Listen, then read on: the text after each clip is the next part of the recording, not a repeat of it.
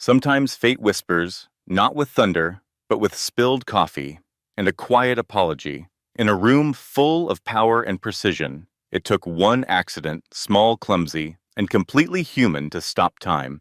It happened in a blink. The paper cup slipped.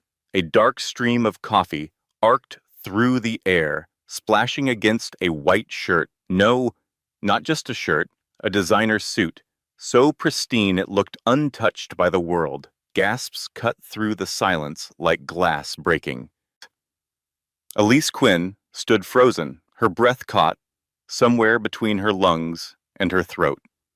Her hands trembled as she reached for napkins, murmuring apologies that seemed to dissolve before they reached him. "I didn't mean to. I didn't see you." The man before her didn't flinch, not even a blink. Adrian Vale. CCO visionary, the kind of man whose presence reshaped rooms. At 35, he'd built an empire, not just with intellect, but with the kind of silence that commanded attention. Now coffee dripped down his $1,000 suit, and Elise, on her very first day, had painted herself into the center of a nightmare. He finally spoke, voice smooth as frost. "First day," she nodded, feeling the flush climb her neck. "Yes, sir. R&D department. Elise Quinn?" He tilted his head, something flickering behind his eyes. "The Quinn thesis? Tissue regeneration via enzyme redirection from Stanford." Surprise flickered across her face. She straightened almost involuntarily. "You've read it. I read everything that matters." That was all he said. Then he turned toward the older man standing near the door. "Dr. Keller have." "Miss Quinn, reassigned." The air shifted to the Phoenix directive. He finished. Gasps again, this time sharper edged with disbelief. Elise felt her stomach tighten. She knew that name, everyone did. It wasn't a department. It was a whispered myth. A project buried beneath layers of secrecy and clearance codes. "Sir, she hasn't been vetted," Keller began. Adrian cut him off with the faintest shrug. "I just vetted her." Then, buttoning his stained jacket, with unbothered elegance, he said, "Miss Quinn, my office." 15 minutes, 14 minutes, and 30 seconds later, Elise stood before a door that might as well have belonged to a vault. She knocked. The sound was soft, but to her, it echoed. Enter his office felt like a mind made physical, calm, controlled, deliberate, nothing extraneous. Even the skyline beyond the glass seemed more precise. From this height, he didn't look at her. "Do you know why you're here?" She swallowed. "Because I ruined your suit, and you either want to fire me or assign me to clean every lab bench in the building." He turned slowly, just enough that she saw the trace of something almost human cross his face. Honesty. "That's rare." He motioned toward the chair across from his. "You're here," he said, "because the way you think could change everything. Your work fits the directive better than anyone we've seen." He slid a thick folder toward her. "But before you read it," he said, his gaze cool but clear, "there's something you should understand. This project lives by rules, and so do I." He raised a hand, counting on his fingers, each point measured like a man trying to keep order in a world that never stopped unraveling. One professional distance always. The rest of the rules would come, but in that moment Elise sensed what mattered more than any list. This was no ordinary assignment. It was a doorway to discovery, danger, and something far deeper than she yet understood. "Second," Adrian said quietly, ticking another rule off his fingers. "Your past stays yours. We don't discuss personal lives. Not here." "Third, if it isn't about the project, it doesn't need to be said." He continued, voice steady as stone. "Fourth, you never challenge my decisions in front of the team. Fifth, whatever happens in this lab stays here. Always." Elise sat still, hands folded in her lap, listening as the rules unfolded, like bars on a cage, her brow furrowed. That sounds less like a workplace and more like a prison. Adrian didn't flinch. He leaned in slightly, his gaze unshakable. "It's how I keep chaos out, Miss Quinn. Order delivers results, then softer, but with weight. The Phoenix Directive has the potential to save millions. If a few boundaries keep that hope alive, is that too much to ask? Their eyes met, and for a moment the air between them shifted, something unspoken electric, alive. No, Mr. Vale, she said softly. It's not too much, good, he replied, and slid a document toward her. This is the non-disclosure agreement. Sign it, and we begin tomorrow. As Elise scanned the contract, the door opened without a knock. A tall man stepped in rigid posture, sharp eyes, presence like cold iron. Mr. Vale. Your father is online. 1. Adrian's jaw tightened only slightly, but enough. Tell Lawrence I'm in a meeting. He said it's urgent. It always is. The warmth drained from Adrian's face, replaced by a carefully constructed mask. Elise, this is Elliot Vance. Head of security. Vance turned toward her, his stare openly suspicious. You're joining the Phoenix team. Adrian nodded before she could answer. I've already cleared her. Vance lingered, just long enough to make his doubt known, then left without a word. Elise exhaled slowly, signed the document, and stood. Just as she reached the door, Adrian's voice stopped her. One more thing, Miss Quinn. She turned, surprised. Why did you choose Helix? There was no hesitation in her response. Because you're building something that matters, Mr. Vale, and I want my life to matter too. For a moment, something behind his eyes flickered, something that didn't fit the man of rules and restraint. Tomorrow, he said, 7:00 sharp. Don't be late that night. In a modest apartment filled with second-hand books and quiet dreams, Elise sat on the edge of her bed, the Phoenix Directive file resting like a secret in her lap. She traced the edges of the folder, already feeling the weight of something she couldn't name. Far above the city, in a penthouse bathed in moonlight and silence, Adrian Vale stared at her background check on a glowing screen, wondering if he had just made the one choice that could unravel everything he'd built. 3 weeks later, Elise was alone in the lab. It was past midnight. The world outside slept, but inside, Helix. Time blurred into light, screens casting gentle glows, numbers dancing across her vision. Her eyes burned, but her mind raced. The data still didn't align. Something was off, and then a soft hiss. The lab door opened. Adrian Vale stepped inside. His tie hung loose, shirt sleeves rolled to the elbow. For the first time, he looked human, a man. Not just a machine behind a desk. You're still here, he said, not asking. The degradation rates, Elise murmured, pushing a strand of hair behind her ear. They weren't consistent with the simulations, but I think I know why. He moved closer, close enough for her to catch the quiet trace of his cologne sandalwood and memory. He leaned over the screen, his shoulder nearly brushing hers, his voice low and approving. You adjusted the binding algorithm. She nodded, eyes fixed on the data. The original model didn't account for antioxidant interference. I rerouted the response. She pulled up a simulation. He reached to assist, fingers brushing hers just briefly, and in that small accidental contact, something shifted again. But neither of them spoke it. Not yet. Watch what happens, Adrian murmured, reaching past her to enter a command. Their hands met, barely just a brush of skin, but in that instant, something undeniable passed between them. A flicker of electricity that neither expected and both felt. He pulled away, as if burned. The steel in his voice returned. Rule 1, Miss Quinn. Elise turned to face him, not flinching. This time, you're the one who leaned in, she said quietly. Their eyes met, not directly, but reflected in the glass of the monitor. Twin reflections caught in a moment. Neither of them named Adrian. Cleared his throat and stepped back. Run the simulation overnight. I want the results by morning. He turned to go, but Elise's voice stopped him. Your coffee. He looked back. The cup still sat where he'd left it, black with a single sugar. What about it?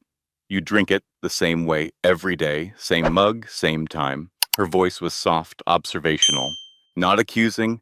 Another one of your rules? A shadow passed over his face, darker than annoyance, older than routine. No, he said, after a pause. It's not a rule. It's a habit. He looked at the floor as if the words themselves tasted bitter. Rules are for protection, habits just happen. He turned but stopped again, this time with something heavier behind his eyes. Why are you really here, Elise? She blinked. I told you. Enzyme degradation. No, he interrupted, his voice quieter now. Why this company? Why this project? You had other options. The question hovered between them like something sacred. Elise could have danced around it, but she didn't. Because I know what it's like to wait for help that never comes, she said, and I want to build something that changes that. My mother didn't have time. Something in Adrian's face cracked, not enough to shatter, but enough to show it wasn't made of stone. He nodded once, then left. The next morning, the lab was already humming. When Elise arrived, Adrian was there, hair slightly damp, as if he'd come straight from a cold shower rather than sleep. He looked up. Your modification worked. He gestured toward the glowing screen. Cellular uptake increased by 43%. Elise blinked. That's better than I expected. We start phase 2 trials today. He handed her a tablet. The team's already been notified. As she flipped through the notes, her eyes caught on something tucked beneath a stack of folders on his desk. A photograph. 2 young men, identical, laughing arms slung around each other, in front of snow-covered mountains, Adrian, and someone else, a mirror of him, only warmer, lighter. Before she could stop herself, the words left her lips. Is that your brother, Adrian? Froze. His expression didn't shift. He just reached over, quietly slid the photo out of view. Rule 2, he said. Personal lives stay personal. Before Elise could apologize, the door opened. Elliot Vance stepped in. As always, too alert, too calculating. There was a breach last night, he said flatly. Someone tried to access the Phoenix servers. Adrian's entire demeanor changed. The calm fractured into something sharper, internal or external, unclear, Vance said. I've already informed your father. Adrian's voice hardened. He doesn't need to be involved. He disagrees. Vance held out a phone. He wants to speak to you. Now Adrian took it, without a word, and stepped away. Vance, meanwhile, turned to Elise. You keep unusual hours, Miss Quinn. I work when the data calls for it, she replied calmly. You're welcome to check the logs. Oh, I have, Vance said, smile tight, never reaching his eyes. I check everything. Adrian reappeared, voice curt and final. Pack up what we need. We're moving the project. Elise turned to him, startled. We're my private facility in Vermont, he said, already moving. It's isolated, secure, no distractions, no surveillance. He glanced at Vance. Only essential personnel, core team, minimum security. But your father, Vance began. I'm not asking for permission, Adrian cut him off. And just like that, everything Elise thought she understood about this project began to shift. Be ready to leave in 3 hours, Adrian said, ending the conversation with a finality that left no room for debate. The others followed his order without question, but Elise lingered behind. The lab was quiet, now empty except for the hum of machines and the echo of her own thoughts. She moved slowly, gathering her notes, her mind still tethered to that unfinished conversation and the tension beneath it. Then her gaze caught on the photo again, the same one she'd glimpsed before, this time no longer hiding from it. She reached for it carefully, as though afraid it might disappear in her hands. 2 men identical, in every feature, but not in presence. Smiling, sunlit, carefree, arms around each other, in front of a backdrop of rugged pine-covered mountains. On the back in familiar handwriting, Adrian and Nolan, Green Mountains. Last summer together, the writing was unmistakably his, and yet the warmth in it felt like it belonged to someone else, someone she hadn't met. She slipped the photo back into its hiding place. But a question now burned at the edges of her mind. What had happened to turn that smiling young man into the man who built walls of rules around his heart? That afternoon, their convoy moved steadily north, away from the glittering skyline of Manhattan, away from the towering headquarters of Helix. The further they drove, the quieter it became. Snow began to fall, soft, slow, indifferent, to the weight of what they carried. Elise sat beside Adrian in the back of a black SUV, watching the world grow wilder. Outside the window, he worked on his laptop in silence, the glow of the screen reflecting off his glasses. Between them sat not just space, but silence, the kind that felt intentional. But with each passing mile, the silence started to feel less like distance and more like fragility. The research facility revealed itself like something half-dreamed, rising from the mist among the green mountains. Glass and steel sharp lines and soft snow. It looked like it had been grown, not built. Part sanctuary, part fortress, Adrian spoke for the first time since they'd left the city. Welcome to the mountain house. His voice was steady, but something in it hinted at memory. It's beautiful, Elise said, eyes wide. It's secure, he replied. Beauty wasn't the point. The facility was smaller than their main headquarters, but she could already sense its power. Everything about it was intentional, refined, stripped down. Only the core team had made the trip. And notably, Vance hadn't. Adrian handed her a keycard. East Wing is yours. The lab's operational. 24 hours a day. We reconvene in 2 hours to align protocols. Before she could respond, he was already walking away, voice low as he answered a call, his figure vanishing into the heart of the facility. Don't let it get to you, a voice said beside her. Dr. Sophia Lynn stood with arms folded, eyes kind despite the weariness behind them. I've worked with Adrian for 5 years. I've never seen him like this, Elise turned.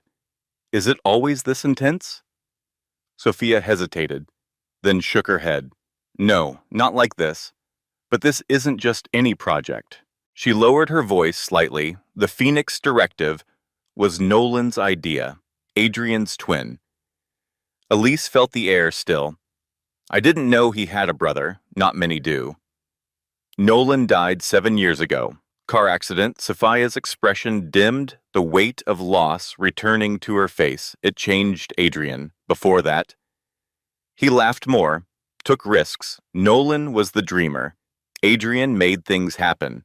They were a perfect storm. Elise thought again of the photograph. 2 versions of the same face, one full of light, the other now made of stone. Was Nolan a scientist too? Sophia nodded. He was the heart of this. Everything we're building now, it started in his notebooks. She glanced at her watch and smiled faintly.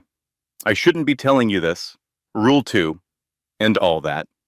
2 hours later, the team gathered in the main lab. The air was sharper here, the stakes higher. Digital displays lit up with maps, gene sequences, and data projections. Everyone leaned in, waiting. Adrian stood at the front shoulders, squared eyes, colder than the mountain snow outside. We're accelerating the timeline, he announced. There were no greetings, no pleasantries, just urgency. Because something deeper than ambition was driving him now. Elise could feel it. And though none of them said it out loud, they all knew. This wasn't just science anymore. It was a race against memory, against grief, against the rules that had held Adrian Vale together. And might soon begin to break. Adrian stood before the team like a man chasing time. We have 90 days, he said. Voice firm, Phase 2 trials must be completed. Within that window, the room stilled. No one questioned the urgency. They felt it in his tone, in the way he didn't blink between sentences. Given recent breaches, all data remains in-house. No cloud, no external servers. We're on a closed loop until further notice, Doctor. Richards, a seasoned analyst with silver at his temples, frowned. That's a brutal timeline. The synthesis alone could take. We can make it work, Elise said suddenly, her voice clear, cutting through the murmur of doubt. All eyes turned to her. Adrian's gaze sharpened. Explain, she stepped forward, fingers tapping quickly as she brought up her models. We're running trials in sequence, she said, pointing to the diagram. But if we layer them parallel streams with complementary markers, we'll double the data flow without doubling the time silence followed. It wasn't the kind of silence that came from disbelief, it was the kind that considered possibility. Adrian studied the screen, then her. It's unorthodox, he said. But mathematically sound, Elise replied, her eyes steady on his. A beat passed. Then the corner of his mouth lifted, not a smile, but something close. Implement it. He turned to the team. Adjust your protocols. We start now. The days blurred into each other. Lights never dimmed. Coffee never cooled. Sleep came in fragments, if at all, and most nights, deep in the quiet hours between midnight and dawn, Elise found herself working alone. Or almost alone. Adrian was always nearby, focused, unshakable. They rarely spoke of anything but the work, but slowly something shifted, not in words, in gestures, in silence. In the way they no longer needed to explain their logic, because the other already understood. It was a mutual gravity, one neither fully acknowledged. On the 8th night, winter descended in full force. Winds howled through the mountains, battering the thick windows with relentless fists of snow. Elise was tracing cellular reactions when the lights flickered. Once, twice, and then darkness. Seconds later, the low hum of emergency generators rose from beneath the floor. Dim lights returned, casting long shadows. The lab equipment remained still. From the doorway, a familiar voice. Only essential systems are live. Adrian stepped into the room, his face lit only by the pale glow of his phone. When will the main grid be back? Elise asked. He set a lantern down beside her. Hard to say. Morning, if we're lucky. He glanced at the monitors, then at her. We should conserve battery. Landlines are out too, she nodded, a chill running deeper than the air. The storm had cut them off completely. Just two people, in a world of glass steel and silence. You should get some rest, he said. We won't get anything more done tonight. But almost as if to contradict him, the temperature dropped again. He frowned, the heating systems weakening. The residential wing has a fireplace. They walked in silence. The halls felt different in the dark, less clinical, more intimate. The only light came from Adrian's lantern, casting soft halos on polished floors. The lounge, when they reached it, was warmer. Not just from the fireplace, but from something less tangible. He moved to tend the flames with a practiced hand. Elise stood nearby, unsure the rules they'd lived by in the lab felt misplaced here. Too rigid for the quiet between them. Sit, he said at last, gesturing toward the sofa. We're not going anywhere till dawn. She did. He returned a moment later with 2 glasses and a bottle of scotch. To keep the cold at bay, he said, pouring carefully. She accepted the glass, watching him with quiet curiosity. Is this an exception to Rule 3? She asked. Voice light, Adrian stared into the amber liquid in his own glass. A moment of reflection passing through him. Extraordinary circumstances, he said softly, require flexibility. Then he sat across from her, no titles, no protocols, just 2 people, surrounded by firelight and snow, and whatever this quiet thing was that had begun to grow between them. Adrian stared into the firelight, its glow dancing across his features, softening edges that were usually sharpened by control, I suppose. Even I recognize the need for exceptions, he murmured. Elise turned slightly toward him, her voice gentle but honest. Do you? Because your rules. They feel like walls, not structure. He didn't respond immediately, just looked at her. Really looked as if her words unsettled something. He thought long, buried. Rules create structure, he finally said. Structure keeps things safe. Safe from what? The question slipped out, more vulnerable than she intended. It hung between them, like mist on a winter morning, quiet but impossible to ignore. Adrian didn't retreat, didn't hide behind protocol. From chaos, he said softly, from the unpredictability people carry with them, the messes they make without meaning to. She hesitated, then asked what she knew. She probably shouldn't have. Is that what Nolan was to you? A complication. Adrian went utterly still. For a moment, Elise regretted it, afraid she'd broken something delicate. His voice when it came was low, measured. How do you know about my brother, Dr. Lynn told me, she said quietly, and I saw the photograph in the lab. She braced herself for anger, for a reminder of Rule 2, but none came. Instead, Adrian set his glass down and turned toward the fire, his expression shadowed voice barely above a whisper. Nolan was chaos, he said. Brilliant, reckless, fearless, everything. I wasn't everything Phoenix was meant to be. Before it became mine, the truth sat between them, raw and unfiltered, and for the first time, Elise saw it, not as weakness, but as the first crack in a fortress, carefully built over grief. Outside, the storm still screamed against the windows, but inside the fire warmed, not just the room, but something deeper, something quietly unraveling between them. Two people stranded by snow, and perhaps by something more, not quite enemies, not quite allies, not yet something else, but close. Morning light spilled through frost-kissed windows as Elise stirred beneath a soft wool blanket. She sat up slowly, blinking at the unfamiliar stillness. The fire had died down. Adrian was gone. On the coffee table, a note in neat handwriting, power restored, lab operational, AV. And just like that, the man who'd let her glimpse beneath his armor had vanished. Behind it again, the lab was alive when she arrived. Screens flickered, voices murmured. The rhythm of progress had resumed.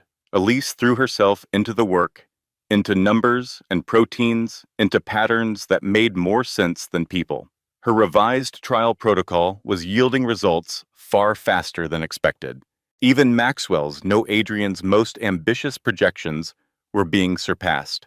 2 weeks after the storm, she was mid-sequence when the screen flashed a spike in readings. Her heart skipped. Dr. Lynn, she called out urgency, threading her voice. Can you check this? Sophia hurried over, her eyes widened. 87% stabilization. That's unprecedented. A quiet voice behind them finished the thought. Unheard of. Adrian had arrived as he always did, without sound, but with perfect timing. It was as if he could sense breakthroughs before they happened. The rest of the team gathered, drawn by the tone in his voice, the shift in energy. Elise pulled up the graphs. The cells are holding. No degradation. The new mechanism works. We replicate it immediately. Adrian said, but his voice held something unusual, not command hope. It flickered behind his words, just barely restrained. And then for the first time since they began this work, they all saw it. The possibility of what they were doing, not just the science, the change, the healing. And in Adrian's eyes, for a split second, Elise glimpsed not the man who clung to rules, but the brother who once believed in something wild and beautiful. No one expected it. Least of all, Elise. But that night, Adrian Vale did something completely out of character. He ordered champagne.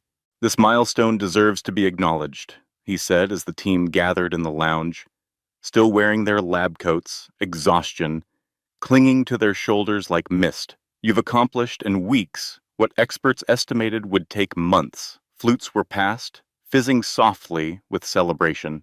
Then Adrian lifted his glass, not generally, but directly toward her.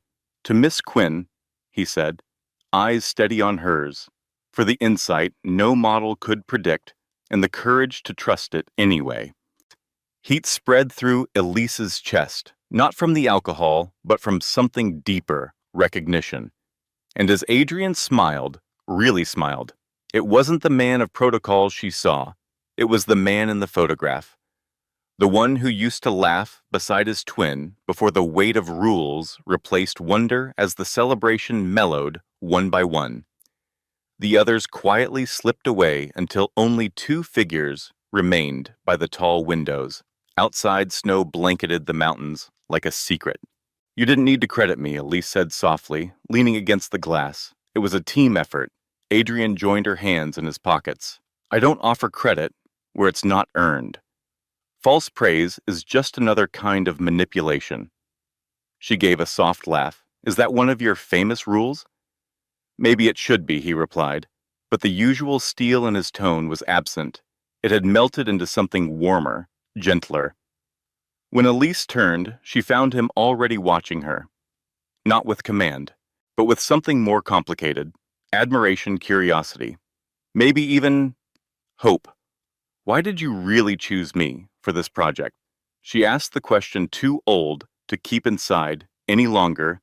Adrian didn't answer right away. Then your paper, he said. It reminded me of Nolan. You think like he did, bold steps, grounded in reason. He looked away, voice lower now, but honestly. It was that first moment, the coffee spill. You didn't crumble. You stood there, embarrassed, sure but not broken. I thought, he continued, maybe you'd understand what this project was meant to be. She was quiet, listening with more than her ears. And what's that? She finally asked. He exhaled as if the words hurt to hold in. A legacy, Nolan's vision. A way to make sure he didn't die for nothing. The rawness in his voice knocked the breath from her. What do you mean? She whispered. Die for nothing. His face changed, closing in like a door partway shut. It's late, he said, moving to retreat. But she reached out. For the first time, she touched him deliberately. Please, she said. He looked down at her hand, surprised by the contact, then back at her eyes, and something shifted, a breath, a decision.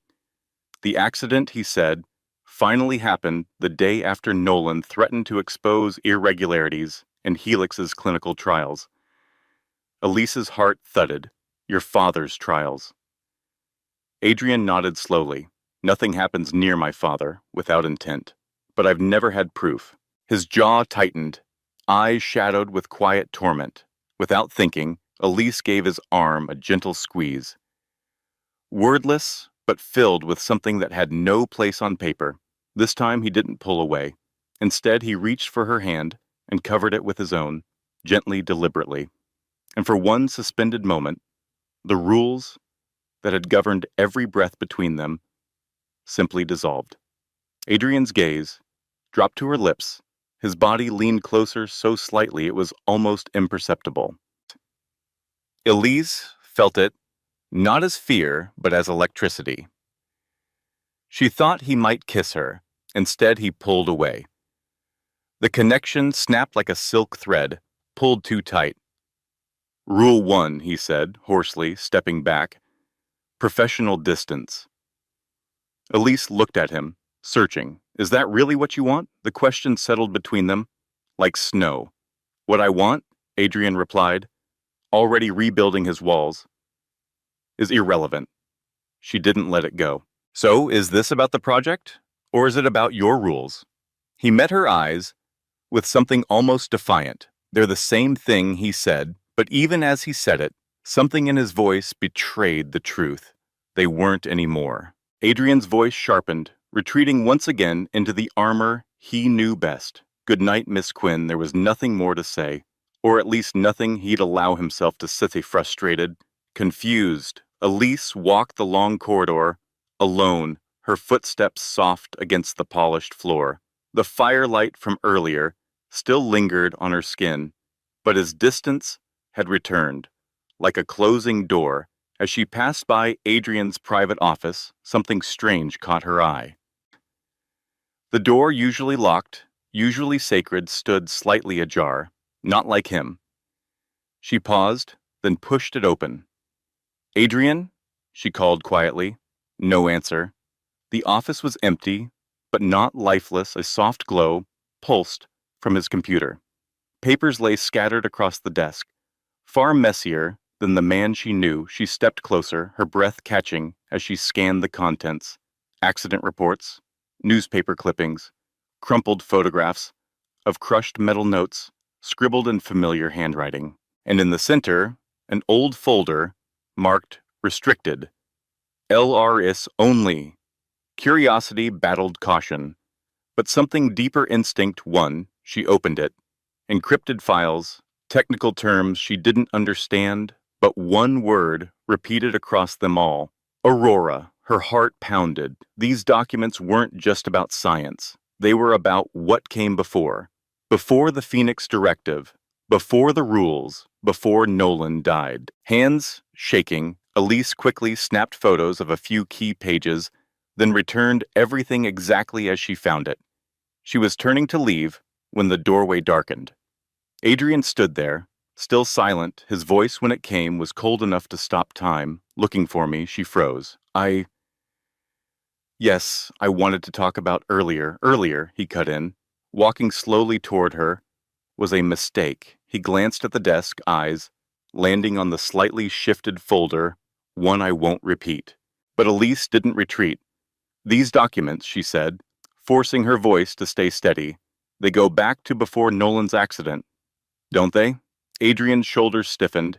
You went through my files. The door was open, she said quietly. But Adrian, if these prove what happened to Nolan, you can't just hide them. Get out, he snapped. But this time his voice trembled with something closer to fear than anger. No, Elise said, standing her ground. You brought me into this. If your father is involved, if this project is at risk, I deserve to know. They stared at each other, the air thick with everything unsaid. Then Adrian's voice dropped hollow and raw. My father would destroy anyone who threatened his control, he said, even his own son.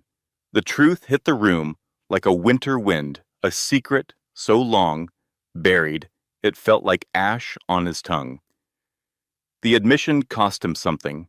Elise saw it in his eyes, a man unraveling beneath decades of silence. She stepped closer, her voice softer now. Then, let me help you. We can figure this out together. His eyes flickered, something inside him resisting, something else hoping. Why, he whispered. Why would you risk it? Because I believe in Aurora, she said, then after a breath even softer. And because I'm starting to believe in you. The words didn't echo.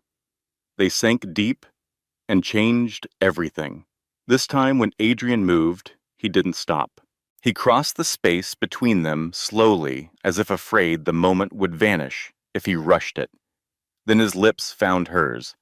Tentative at first, unsure, but when Elise responded, it deepened into something that had waited too long. His arms circled her, her hands slid to his shoulders. Years of discipline dissolved in a heartbeat of truth. When they finally parted, breathless, he rested his forehead against hers, grounding himself in the one person who saw the man behind the mask. I've wanted to do that, he confessed, since the day you stood up to me in that boardroom. Elise gave a small, almost breathless laugh. Rule 1, she reminded him. He smiled, tired but real. Rules, he whispered, can be rewritten. Outside snow began to fall again. Quiet, patient, relentless. Inside, two people stood together in the glow of a truth they could no longer unsee. And though danger still loomed, though the road ahead was steep, for the first time they would walk it side by side in the quiet hum of the corporate jet. Elise and Adrian sat side by side, yet miles apart. Words were few, glances rarer, but when their eyes did meet, something passed between them that no distance could disguise. Before takeoff, Adrian had spoken only once. We keep this between us. My father's reach is longer than you think, she nodded. And now as their car wound through the streets of Boston toward Helix headquarters, Elise studied him in profile. His jaw was tense, his gaze locked on the road ahead, The man she'd seen by firelight, raw, open, human, was gone. In his place stood the polished executive, impeccable, untouchable, the gala. Elise said finally, "Do you still want me to go?" "Yes," Adrian replied without hesitation. "It's the perfect cover." He glanced at her, just briefly. "My father will be watching me." Not the new researcher, with a quiet badge and a terminal in the corner. The annual Helix Foundation Gala was a lavish affair, ostensibly for medical fundraising, but in truth, a showcase of wealth, image, and control. And this year it would serve a second purpose: distraction. "I moved the files to a secure, internal server," Adrian said, his voice low. "You'll access them from the research library. Everyone will think you're preparing for your upcoming presentation. And your father," he gave a dry smile. "I've had years of practice pretending for him at Helix." They parted ways without ceremony. Adrian disappeared into back-to-back meetings. Elise returned to the lab. There in silence, she began the slow and meticulous work of decrypting the documents she'd captured in Vermont. The process was difficult, but not beyond her.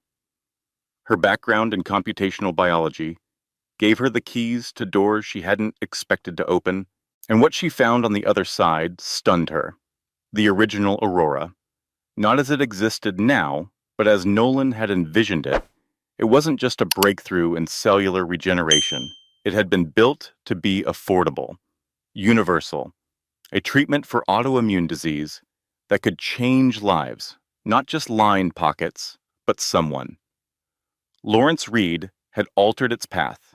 The design had been rewritten, not for accessibility, but exclusivity. Not to heal the world, but to sell it at a price only the privileged could pay, Elise's. Hands trembled as she downloaded the decrypted files to a secure drive. Her voice was barely a whisper. "Oh my God, this wasn't just greed. It was a betrayal of Nolan, of science, of everyone who'd ever believed in what Aurora was meant to be. And then she wasn't alone." A shadow fell across her desk. She looked up. Elliot Vance, standing too still, watching too closely. Burning the midnight oil, Miss Quinn, his smile was thin. Empty. She minimized the screen with practiced calm, just tying up loose ends. Before the gala, she said. He stepped closer, eyes flicking toward the monitor she'd just concealed. "Interesting work. Routine analysis," she replied, positioning herself between him and the screen. "If you'll excuse me, I need to change." Vance didn't move. "You and Mr. Vale seemed particularly productive in Vermont." The implication lingered, sharp, invasive. Elise met his gaze. Calm, controlled. "The whole team worked hard. That's why we were chosen." Vance finally stepped aside, but not before adding, "Mr. Vale, Senior, is looking forward to meeting you tonight." He paused. "He's curious about the woman who seems to have inspired his son." The message was clear. Lawrence Vale was watching. That evening, the sterile lobby of Helix was transformed into a stage of shimmering elegance. Crystals hung like icicles from vaulted ceilings. Waiters passed champagne flutes like whispers. The city's elite floated between conversation and pretense. Elise moved among them in a borrowed midnight blue gown, poised still, but every step measured. The encrypted drive rested quietly in her clutch, and the truth she now carried was heavier than anything she'd ever worn. Across the room, beneath the soft golden chandeliers, Adrian Vale stood as still and polished as a sculpture in black, impeccable, in a tuxedo composed in every line of his posture. Beside him, in conversation, was a man Elise recognized instantly from boardroom photographs: Lawrence Vale. Even from across the room, the resemblance between father and son was haunting. But where Adrian's presence was cool and calculated, Lawrence's carried a sharper edge, like frost that cuts. Elise moved with purpose, a flute of champagne in one hand, a mask of calm on her face. As she passed, Adrian's eyes found hers. Just for a moment, it was enough. A glance, a signal. They were still in this together. The research library was quiet, almost reverent in its stillness. She slipped inside and found an empty terminal, fingers steady as she inserted the encrypted drive. The screen flickered to life. The transfer began. As the progress bar crawled forward, Elise allowed herself a deeper look at the files, at the raw, unfiltered truth hidden in corporate corridors. One email thread stopped her breath. N refuses to abandon his ridiculous affordable access agenda, threatens to go public. If we don't comply, might need reminding where loyalty lies, the reply, handle it. We've invested too much to let idealism interfere. M will be easier to control once he's alone. Her heart thundered. The timestamp 3 days before Nolan's accident. She barely heard the soft chime as the transfer completed. She pocketed the drive and turned to leave, and froze. Lawrence Vale stood in the doorway. "Miss Quinn," he said, voice smooth as silk over ice, working during a party. How admirably devoted, Elise. Summoned a smile, practiced and hollow. "Just checking numbers for next week's presentation." "Of course," he said. Stepping inside, the door shut behind him with a quiet click. Suddenly she was surrounded not by walls, but by his presence. "I've heard quite a bit about you. The brilliant mind from modest roots." There was no admiration in his tone, only scrutiny. "Adrian has always had a sharp eye for talent," he continued, "though at times it's clouded." "I'm not sure what you mean." His smile was thin, dangerous. "Tell me, Miss Quinn, does the name Thomas Quinn mean anything to you?" The words hit like a slap. She blinked. "That's my father." "Yes," he said, stepping closer. "Convicted of embezzlement fraud 7 years ago. A pharmaceutical subsidiary." Elise's breath caught. Her father, the trial, the shame, the wound that never truly healed. "He always said he was framed," she said softly, "that he found accounting discrepancies and was silence." Lawrence's gaze didn't shift. "Interesting timing, isn't it? 7 years ago, around the same time Nolan died, the implication curled in the air like smoke." "I believe my father was innocent," she said. Firmly, "the courts didn't," Lawrence replied. He took another step forward, voice calm, blade sharp. "What I find fascinating is that Adrian seems unaware of your connection, a curious lapse in his usually thorough vetting process. Or was it something you deliberately kept from him before Elise could speak?" Another voice entered the room. She was vetted. Adrian stood in the doorway. His voice was steady, but his eyes, they burned. Lawrence turned unconcerned. "We were simply becoming better acquainted." "You mean intimidating her with facts you hoped she'd keep buried?" Lawrence's expression remained unreadable. "Did you know her father was convicted of trying to defraud us?" he asked casually. "I know he was implicated in a case involving Helix Pharmaceuticals," Adrian said evenly. "I also know the evidence was circumstantial." Elise turned stunned. He had known from the beginning, and he still chose her. Still believed in her. Lawrence's mask of composure cracked just slightly. "You brought her into Phoenix knowing this." Adrian didn't hesitate. "Yes, I choose based on merit," Adrian said, his voice steady. "Not bloodlines." Then, without looking at his father, he turned to Elise. "Miss Quinn, would you give us a moment?" But Lawrence stepped in. "Actually," he said coolly, "I'd like Elliot to escort Miss Quinn to my office. We still have things to discuss." Right on cue. "Elliot." Vance appeared in the doorway. His presence, as always, too convenient. "Take Miss Quinn to my office," Lawrence ordered, "and wait with her." Adrian's jaw tightened. The movement was slight, but Elise saw it. "That's not necessary," Adrian said. Lawrence's voice cut it across the room like ice on glass. "It's quite necessary, especially after what Elliot discovered on her terminal earlier today." Vance stepped forward and held out a tablet. On the screen, security footage. Elise, the library, the encrypted files. Adrian's expression didn't change, but Elise saw the flicker of tension behind his eyes. Concern masked in control she's been digging, Lawrence said. Into files she had no right to access. Files tied to Nathaniel. Files, you don't have clearance for. The air grew colder, Elliot, Lawrence said. Without looking back, escort her. We'll join you shortly. Vance took her arm, firm, not brutal, but enough to remind her who was in control. As they moved through the glittering crowd, Elise caught Adrian's gaze. He gave her nothing but silence, but in his eyes she read the message, play along. In the elevator, Vance's grip didn't ease. You should have known better, he muttered. Some secrets aren't worth discovering. Elise didn't look at him. Like what happened to Nolan? Vale, his eyes narrowed. I'd be very careful. Miss Quinn, people who push too hard tend to vanish. The elevator continued its quiet ascent, each floor a step closer to whatever reckoning waited at the top. Lawrence Vale's office was not an office. It was a fortress, glass steel and polished stone. A panoramic view of Boston stretched beyond like a kingdom, under watchful eyes. Vance led her to a single chair, opposite the desk, then took his place by the door, arms folded, a sentinel. Do you understand the trouble you're in? He asked, voice cool as marble.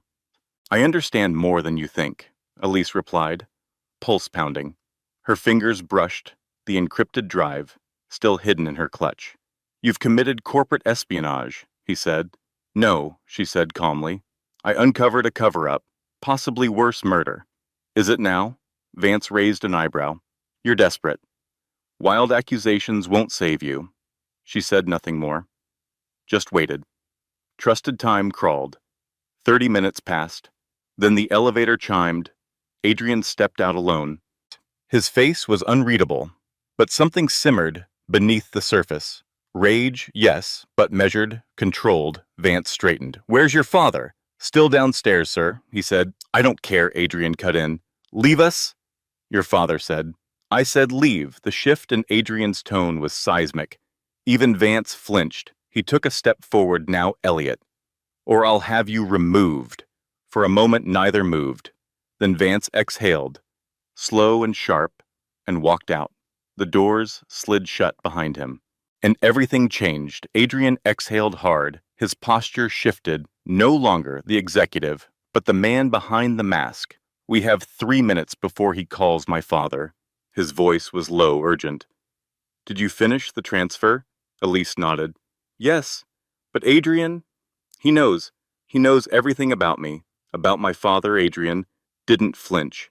I've always known Elise. Adrian crossed the room in silence, drawing the blinds ever so slightly as if to shield their words from the eyes he knew were always watching. Your father, he began softly, was convicted the same month Nolan died.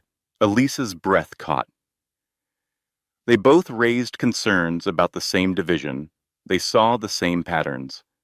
The connection wasn't difficult to make, and still she said barely above a whisper, You hired me. He turned back to her, his voice quiet but unwavering. I hired you because you're brilliant, because you see things others don't, and because, he paused, a rare crack in his composure. I hoped you could help me uncover what really happened. She blinked. So you used me. There it was. The wound, raw, and open. Adrian's eyes clouded. At first, yes. The words landed hard. But Vermont, what happened there between us, that wasn't a strategy. That was real. Before she could answer, his phone buzzed. He glanced at the screen. He's coming.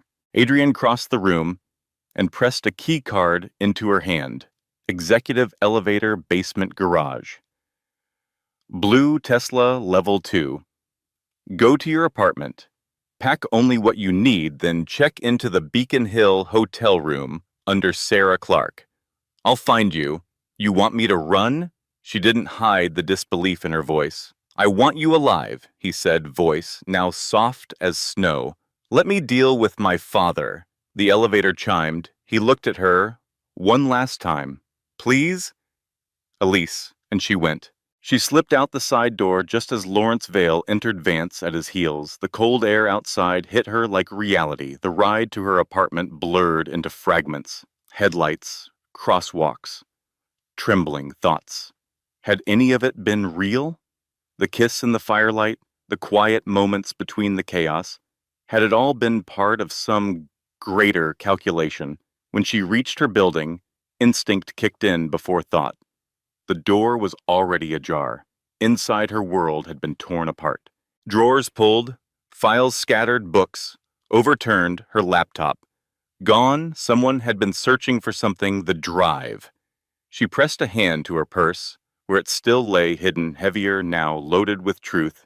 She began packing, moving. Fast but careful, and then footsteps in the hallway. She froze. Moved bathroom window. Fire escape. Her apartment door creaked open. Just as she slipped behind the door, "She's not here," a voice muttered. "Search again," came another Vance. "Lawrence wants those files." Elise didn't wait. She climbed into the night, each rung of the fire escape echoing in her chest. 2 hours later, she stood in a quiet hotel room, under a borrowed name, the city lights barely reaching the window. On the bed, her findings spread like puzzle pieces, and the picture they formed was horrifying. Nolan hadn't just discovered financial irregularities, he'd found evidence of unauthorized human trials. Desperate experiments carried out in remote parts of the world, no oversight, no consent, just numbers, just results. When he'd threatened to expose it, Lawrence had made sure he never got the chance. And then Aurora, once meant to be hope, for all twisted into a luxury only the elite could afford. And worse still, Elise found her father's name, a file, a memo, an email thread. Thomas Quinn had uncovered the same evidence. And Lawrence had buried him the same way, framed him, discredited him, erased him. It had never been coincidence. It had always been intentional. 3 days passed nothing. Adrian's phone went straight to voicemail. The man who'd risked so much had vanished. The media buzzed. Adrian Vale on unexpected leave. Lawrence Vale resumes CEO position at Helix Bioworks. Elise's heart sank with every headline. But on the fourth morning, just as sunlight cracked through the curtains, a burner phone she'd purchased buzzed to life on the nightstand. Unknown number. She picked it up, hand trembling. "Hello." The call came just after sunrise, through the haze of sleepless days and unanswered questions. Elise said, the voice familiar, urgent. "Doctor Sophia Lynn, please don't hang up." Her breath caught. "Is he okay? Adrian?" A pause. "No," Sophia replied, voice grim. "After you left, there was an incident, a confrontation." Elise went cold. "He was removed. Security took him from the building." "That's impossible. He wouldn't just—" "They're saying he had a breakdown," Sophia cut in. "That he fabricated results. That he acted alone." The words felt unreal. "They're erasing him." "Exactly," Sophia said. "And you're next." "Elliot?" "Vance has been digging, questioning everyone about your relationship, your access to the encrypted files." Elise clutched the edge of the bed. "I need to see him. That's why I'm calling." Sophia whispered. "He got word to me. He wants to meet tonight. Dock 7, Boston Harbor, 9 p.m. Elise hesitated. Everything about it felt wrong. But what choice did she have? "I'll be there." Sophia's voice softened. "Elise, be careful." Something's very wrong inside Helix. By the time she reached the harbor, night had wrapped the city in silence. She moved like a shadow, checking every corner, every rooftop. The docks were deserted, except for one figure tall.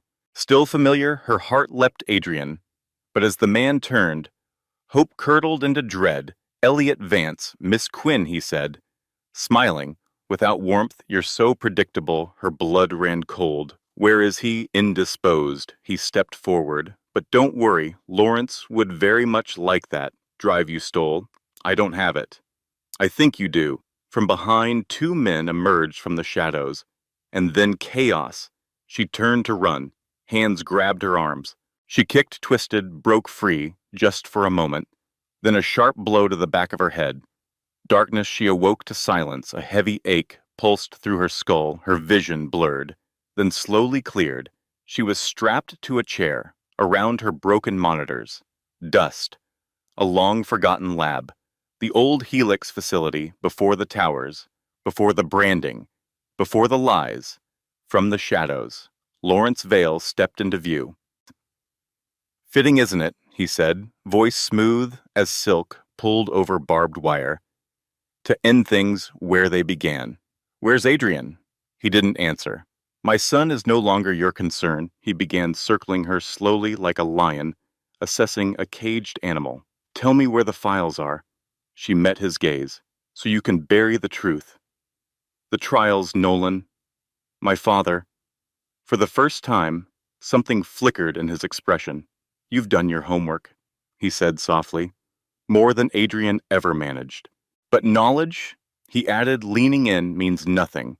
Without proof, I have proof," Elise said, "and I've sent it to people I trust.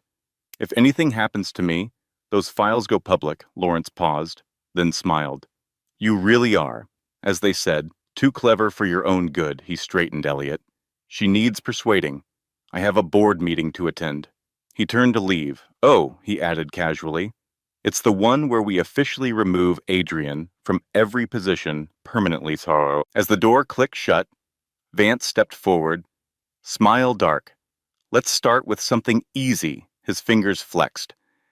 "The password to your encrypted cloud storage."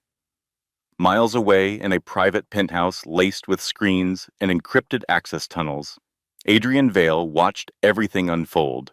Footage streamed in security cams, access logs, internal emails.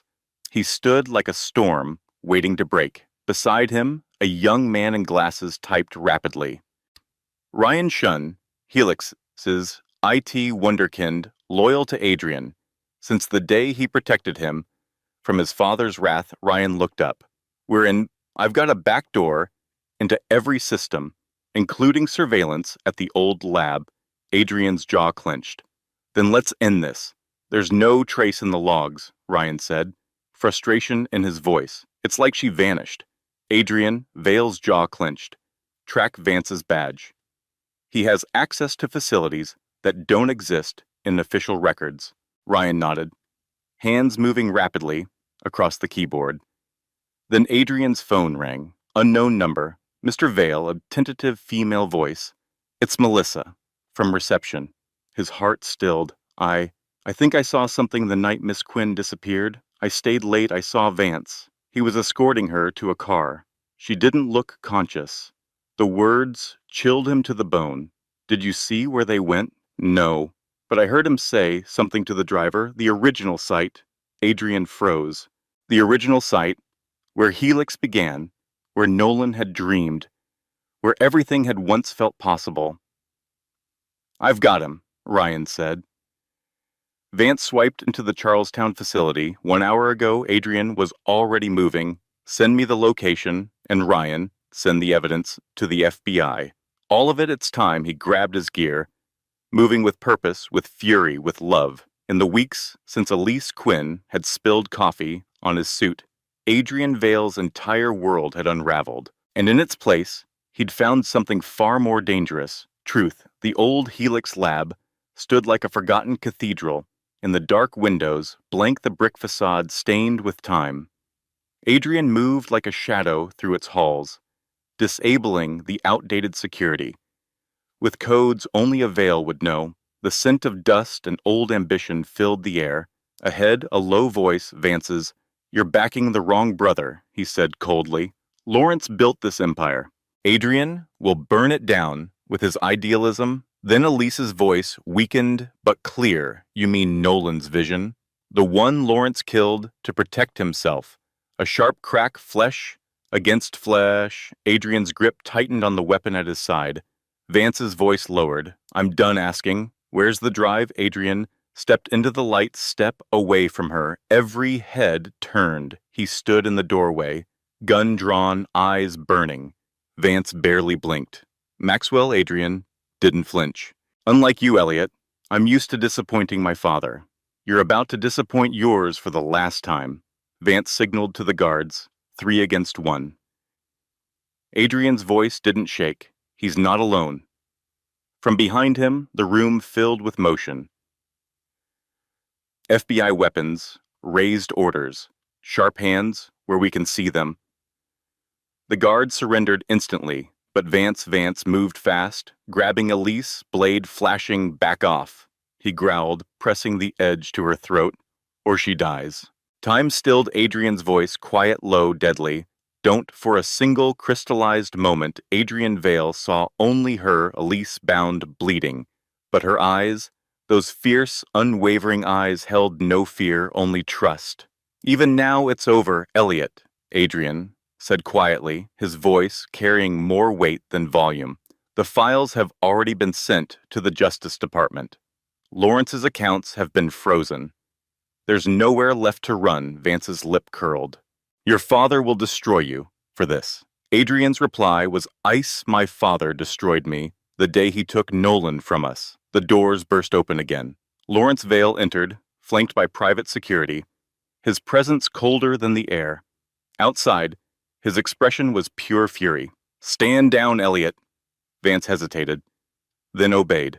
Stepping back, Adrian rushed to Elise's side, cutting through her restraints. With swift, practiced hands, "Are you hurt?" he asked, his voice soft, now breaking. She nodded, eyes locked on Lawrence. "I'm fine." Lawrence swept his gaze across the scene, FBI agents' weapons drawn betrayal, thick in the air. He barely blinked. "Maxwell," he said as if scolding a child, "you never did learn how to play the long game." "What exactly do you think you're doing here?" Adrian stood, helping Elise to her feet. "What I should have done years ago," he said.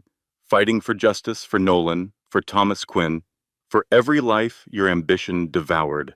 Lawrence's laugh echoed hollow through the lab. "Justice," he sneered. "There's no justice in business. Only winners, and the ones they step on." He took a step closer. "I gave you everything, reigned you, trusted you, and you throw it all away for what?" Adrian's voice didn't rise. "I'm not throwing it away. I'm reclaiming what you stole. What you twisted, Aurora was. Nolan's his dream, not yours to poison." Lawrence's face hardened. Nolan was weak. His sentimentality would have destroyed everything I built. His precious, affordable healthcare was nothing but a fantasy. "So you killed him," Adrian said, calm, final. The words filled the room.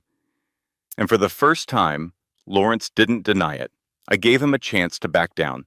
The brakes were supposed to fail gradually. A pause. The cliff was unfortunate timing. Even the agents froze at the coldness of it. Elise reached for Adrian's hand, her grip shaking. Lawrence kept speaking. "You could have been a titan, Adrian. You could have ruled the world." Adrian's eyes didn't leave his father's. "I'd rather heal it." A quiet voice broke the standoff. Lawrence Vale said, "The lead agent stepping forward, you are under arrest for conspiracy, corporate fraud, and the suspected murder of Nolan Vale." As agent stepped in, Lawrence turned one last time. "She will never replace what you lost today." His voice was empty, final. "The Vale name dies with me." Adrian didn't flinch. He simply watched as the man who had ruled his world through fear and silence was finally led away. "It's really over," Elise whispered. Adrian pulled her gently into his arms, pressing a kiss to her forehead. "No," he murmured, "it's just beginning." Dawn rose slowly over Boston Harbor, golden light spilling across a sky scrubbed clean by truth. FBI agents moved like ghosts across the old lab, gathering evidence marking the end of a regime. Adrian and Elise sat side by side on the bumper of an ambulance, the silence between them filled only with breath and the ache of everything they'd survived. "I thought," Elise began, "when I found out you knew about my father, I thought you might be part of it. I almost lost you because of my family's secrets," Adrian said quietly. "I won't let that happen again." The sun rose higher, warm against their faces. Adrian Vale sat in the ruins of an empire, And for the first time in his life, he felt free, because his rules had never protected him, but love just might, or perhaps the beginning. For years, Adrian Vale had lived by rules walls he built to keep the world out. But in the end, it was the woman who had broken every single one of them who set him free. 6 months later, spring returned to the Vermont mountains. What was once Adrian's isolated sanctuary, hidden in snow and silence, had bloomed into something entirely new. The facility, once secretive, guarded, impenetrable, was now alive with purpose. Glass walls reflected green valleys and morning light. Scientists from across the globe moved through open spaces, collaborating, creating a new name, adorned the entrance, and brushed steel, the Nathaniel Vale Institute for Accessible Medicine. Elise stood on the observation deck, a cup warming her hands, watching the atrium bustle below. "This view used to be so empty," she said quietly. "I know," Adrian replied, beside her, handing her coffee. "Now it's the most transparent research facility in the country." They stood in silence, the kind that only people who had survived something together could share. Lawrence Vale had been sentenced to 30 years, justice served not by vengeance but by truth. Westwood had been restructured from the inside out. The Aurora Project, Nolan's true legacy, had been fast-tracked for global access, not for profit. For people. Phase 3. Data came in. This morning, Adrian said, eyes still on the horizon. Cellular regeneration is holding steady at 92%. Elise smiled. Widespread? Trials begin next month. Their teamwork had become a rhythm, as natural as breathing. Adrian hesitated, then added softly. Thomas called. "The pardon's official. His record's been expunged." Elise's eyes shimmered. 3 months earlier, Adrian had stood before the president's legal counsel with one request to clear the name of the man whose life had been destroyed for telling the truth. Now, Thomas Quinn was free. "He asked about you," Elise said, blinking through a watery smile. "He's excited to meet the infamous Adrian Vale." Next week, Adrian winced, mock nervous. Do reformed corporate tyrants usually impress protective fathers? She laughed, leaning into him. "You'll do fine. Just don't mention your old rules." "Ah, yes," he chuckled. "The legendary Vale rules." She raised an eyebrow. "Rule 1. Had its moments. Professional distance at all times," he recited with a smirk before sliding his arms around her waist. A spectacular failure, that one. Their relationship hadn't rushed. After the storm, they'd chosen stillness. Dinners that lingered into starlit hours. Shared books. Honest silences. A rebuilding slow and true. He never pushed. She never doubted. And trust, once broken, had quietly bloomed again. "I want to show you something," Adrian said one morning, taking her hand. "If you can spare an hour." Minutes later, a private helicopter rose into the clear mountain air, with Adrian himself at the controls. They flew over wildflower meadows, pine-laced ridges, until they reached a glistening alpine lake. There, nestled against the trees, stood a simple wooden cabin, unfinished, modest, beautiful. "What is this place?" Elise asked, stepping into the clearing, the wind catching strands of her hair. Adrian looked at her, not like a CEO, not like a man who once ruled an empire of silence, but like someone who had finally found peace. "It's a beginning," he said, "for both of us." And somewhere between memory and morning light, two people who had lost everything built something that might just last forever. "Nolan built it," Adrian said softly, voice tinged with memory. "This was our secret place, far from my father's reach. It's where Aurora was born, on the back of a napkin, over whiskey and too many wild ideas. The cabin was simple wood and window quiet and light, but it held a kind of sacredness preserved by time and reverence. One wall was covered in photographs. Nolan and Adrian, younger then, laughing, hiking, dreaming.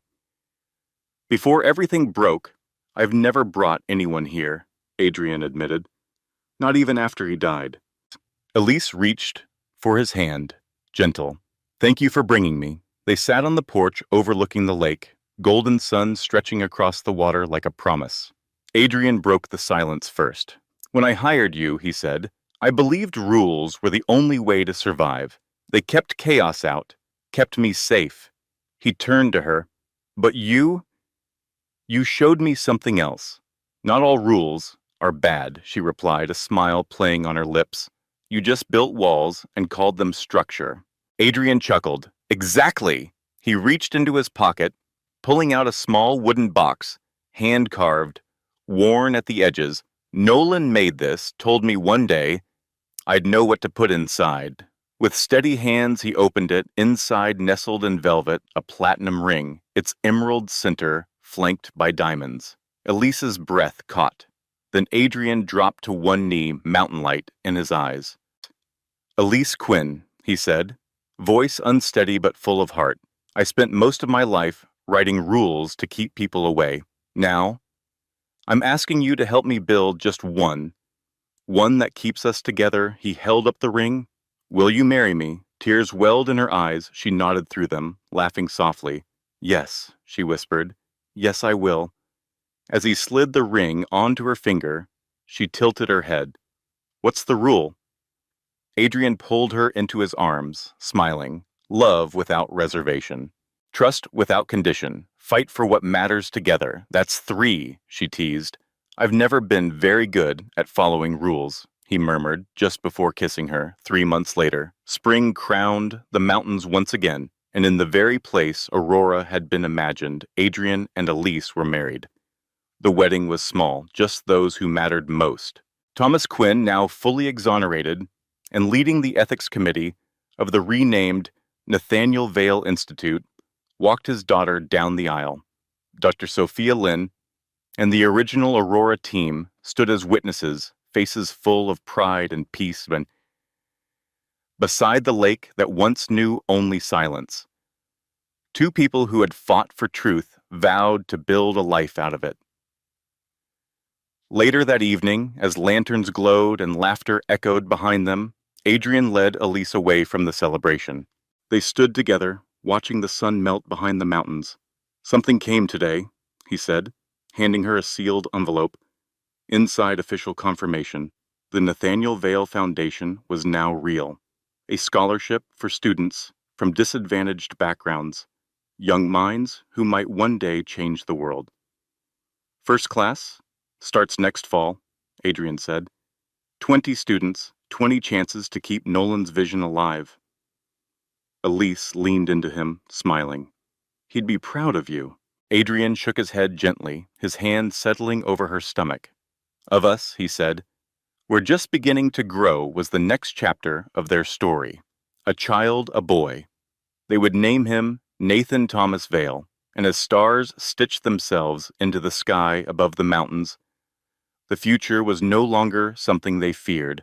It was something they could hold together, or perhaps the beginning of everything they were meant to become. Adrian Vale stood in silence, the soft breeze of the mountains brushing against his face, carrying with no gang cc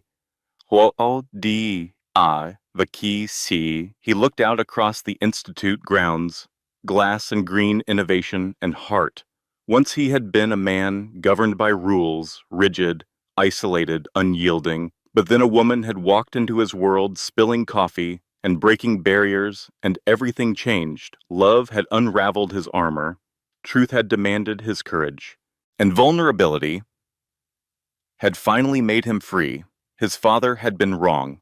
The Vale name hadn't died. It had evolved, no longer a symbol of control or silence. Now it stood for something far more powerful: healing, second chances, and rules rewritten by love. What are you thinking? Elise asked, her voice gentle. Adrian turned, smiling, as he pulled her into his arms. That sometimes, he said, breaking every rule is the only way to find what truly matters. In these mountains, where 2 brothers once dreamed of a better world, a new legacy had taken root. Not one of fear or control, but of connection, of honesty, of love that asked nothing but truth in return. 5 years later, the mountains were still here, but they echoed with laughter and life. Adrian and Elise stood on the newly built observation platform of the Nathaniel Vale Institute's expanded campus. Below, the annual Aurora Summit was in full motion. Doctors, scientists, and students from every continent shared research openly without barriers. Ideas were traded like seeds in the wind. A vision that once felt impossible during Lawrence Vail's reign, now thriving. Daddy, look!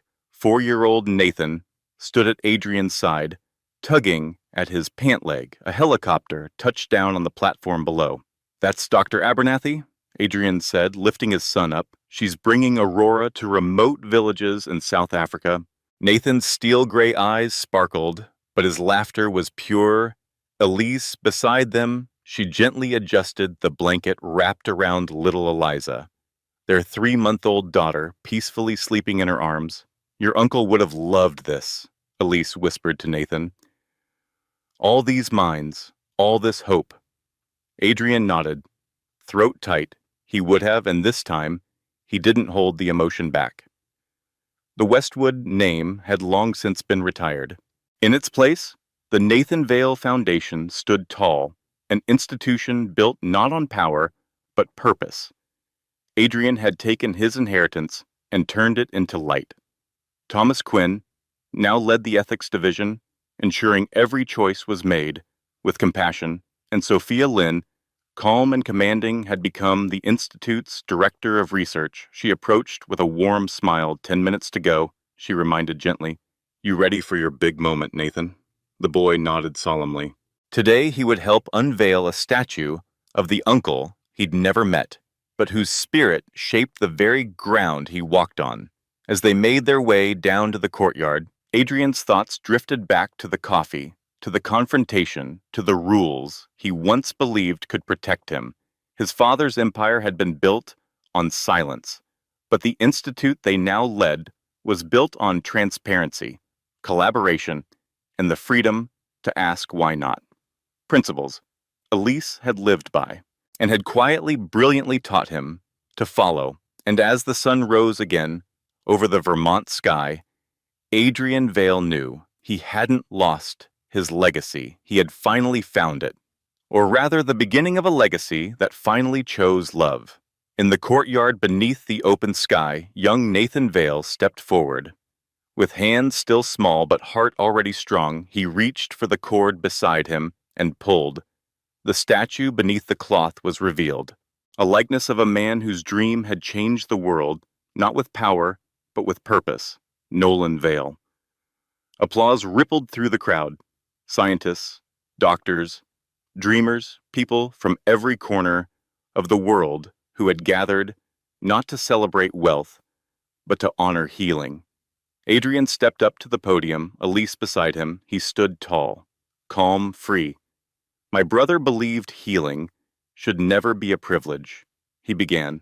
"He believed the true measure of scientific progress isn't how much it earns, but how many lives it touches." He paused.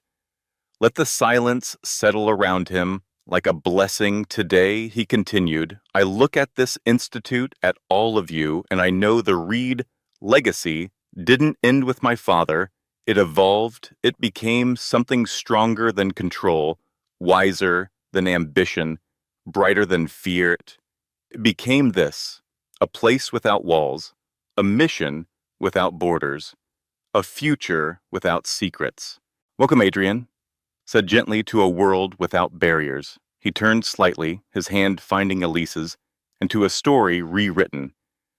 Not by rules, but by love. And somewhere in that moment, between truth and tenderness, between grief and growth, every heart, listening, felt something settle, something quiet, something kind. That perhaps, no matter how a story begins, it can always end in light, because love, truth, and courage don't just change the world, they heal it.